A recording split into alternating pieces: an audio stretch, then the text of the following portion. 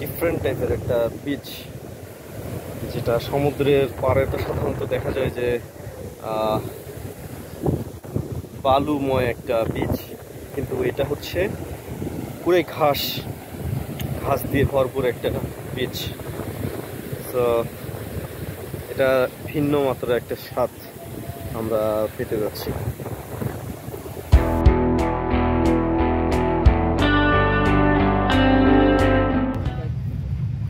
মনে পড়ে আমরা কিন্তু ঝরঝরি ট্রেইলে যাওয়ার সময় এই রেল ক্রসিংটা পার হচ্ছি, আর এখন ফেরার সময় একটা ট্রেন যাচ্ছে।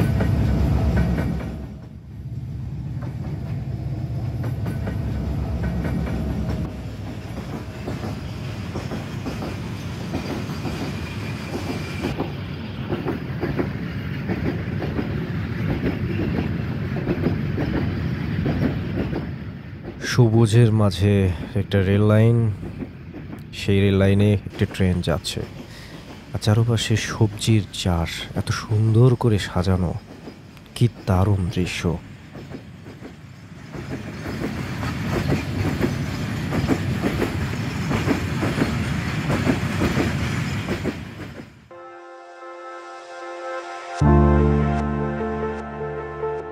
আমাদের সামনেই যে পাহাড়ি শ্রেণীটি দেখতে পাচ্ছেন, সেটাই হচ্ছে চন্দ্রনাথ পাহাড়।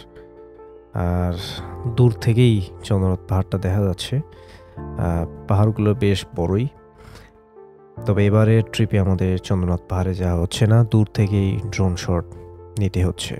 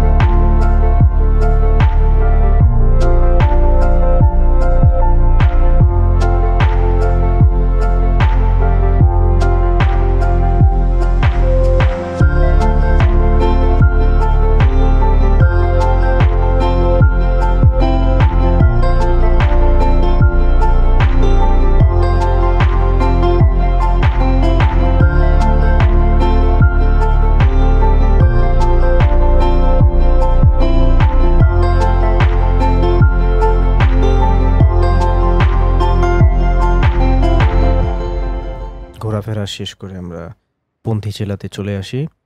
এখানে একটা হোটেলে আমরা দুপুরে খাওয়া দাওয়া করছিলাম, আর এখানে তেমন আসলে ওই রকম মানের কোনো হোটেল নাই, তো যা পাচ্ছি এটাই আমাদের জন্য আলহামদুলিল্লাহ। গরুর মাংস, ভর্তা, ডাল এসব দিই 150 থেকে 200-র মধ্যে হয়তো বা পড়েছিল আমাদের। এই হোটেলটায় আমরা খেয়েছি, আর এখানে তেমন কোনো ভালো হোটেল নাই। আর পন্থীছিলার এই হাইওয়ে রোডের এখানে আমরা অপেক্ষা করছি কোনো একটা সিএনজি বা গাড়ির, যাতে আমরা বাঁশবাড়িয়ার সেখানে যেতে পারি। তো মূলত সিএনজি আমরা দেখছিলাম যেন আমরা সরাসরি বাঁশবাড়িয়াতে গিয়ে পৌঁছাতে পারি। অবশেষে একটি সিএনজি পেয়ে যাই, জনপ্রতি কত 20 টাকা সম্ভবত। এভাবে আমরা চলতে থাকি। 15 থেকে 20 মিনিটের মাথায় সিএনজি আমাদের নামিয়ে দেয় বাঁশবাড়িয়ার এই স্থানে।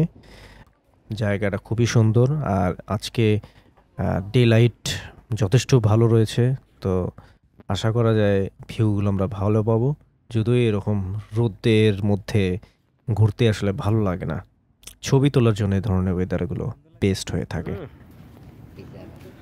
এভাবে আমরা হাঁটতে হাঁটতে আরও খানিকটা ভেতরে যাচ্ছি, জনসমাগম থেকে একটু ভেতরে, যেখানে নিরিবিলি আমরা প্রকৃতিকে উপভোগ করতে পারবো ভালোভাবে।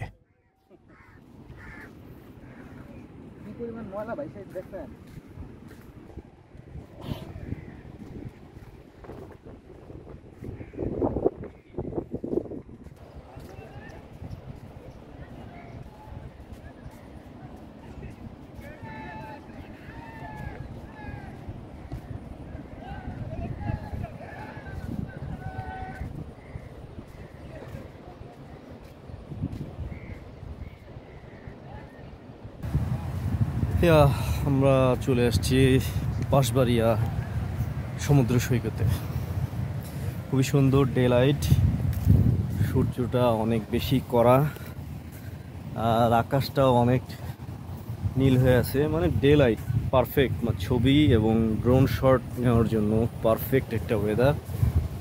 আমরা আরও সামনে যাচ্ছি আর লম্বা এই সাইডটা কিন্তু খেজুরের গাছ, অসাধারণ। এবারও এই ট্রিপেও, একদিনের ট্রিপেও হচ্ছে পাহাড়, ঝর্ণা, ক্যাসকেড, ঝিরিপথ এবং সমুদ্র সৈকত। সমুদ্র সৈকত লিস্ট থেকে বাদ যাচ্ছেই না। তো চলতে থাকি আর আপনাদের বাঁশবাড়িয়ার কিছু সৌন্দর্য আপনাদের সামনে উপস্থাপন করব ইনশাল্লাহ। আশা করি এই ভিডিওটা সম্পূর্ণ দেখবেন।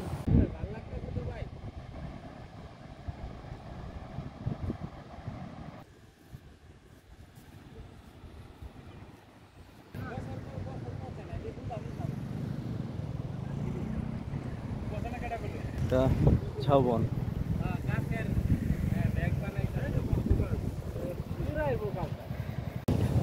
এগুলো সব সমুদ্রের পানিতে ময়লা ভেসে আসছে। আর বাঁশবাড়িয়া সমুদ্র সৈকতে এখন বর্তমানে রয়েছি। গত আলিকদমে টুরিজম কক্সবাজারে একবার সমুদ্র দেখা হয়েছিল। এই ট্রিপেও, একদিনের ট্রিপে আমরা পাহাড়, ঝর্ণা, সমুদ্র সবই কাভার করে ফেলছি। আমরা একটু সমুদ্রের কাছাকাছি যাচ্ছি। বিকাল 4টা বেজে গিয়েছে আর আমরা বেশিক্ষণ থাকবো না। আসলে আমাদের বিকাল 5টার মধ্যে ঢাকার বাসে আসলে উঠতে হবে।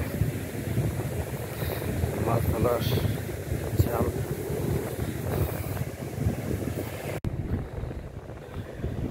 এই যে এই জায়গাটা হচ্ছে গুলিয়াখালী বিচের মতো কিছুটা গর্ত গর্ত, ডিফারেন্ট টাইপের একটা বিচ, যেটা সমুদ্রের পাড়ে তো সাধারণত দেখা যায় যে বালুময় একটা বিচ, কিন্তু এটা হচ্ছে পুরো ঘাস দিয়ে ভরপুর একটা বিচ। তো এটা ভিন্ন মাত্রার একটা স্বাদ আমরা পেতে যাচ্ছি। সুন্দর।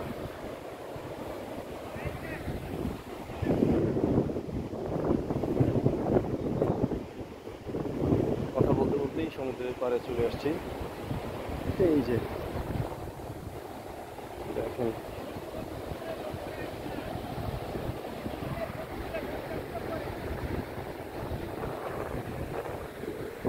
সুন্দর এই পিচটা, এই জায়গাটাই মনে হয় এরকম। Wow, fantastic.